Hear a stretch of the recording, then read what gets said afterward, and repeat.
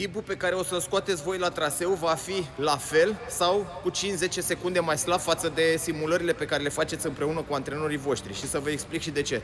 Pentru că marea majoritate dintre voi vă antrenați în săli care au linoleum sau parchet pe jos, adică sunt similare, suprafața pe care voi vă antrenați este similară cu cea de la examen. Și atunci este automat, voi fiind și panicați și cu emoții, veți scoate un timp mai slab. De obicei așa se întâmplă, cam cu 5-10 secunde.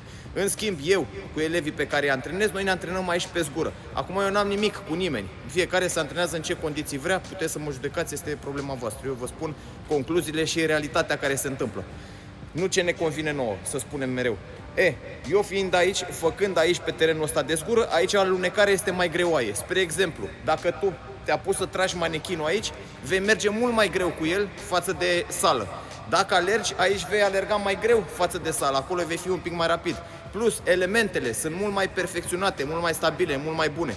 Și atunci, mie, elevii mei, antrenându-se în condiții puțin mai grele, eu îi forțez să se autodepășească. Așa am făcut și cu Simona, care a promovat la pompieri, așa am făcut și cu Gabriela și cu Alexandra și cu o grămadă de elevi, care ei după ce promovează mă sună și îi întreb cât ai scos. Și ei sunt toți uimiți. Mama, am scos un timp foarte bun, am făcut record. Tot timpul, Lucian, am făcut record. Dar eu mă aștept să spună chestia asta, pentru că e normal să facă. Eu deja știu, am experiență și în ani de zile cu toți s-a întâmplat la fel.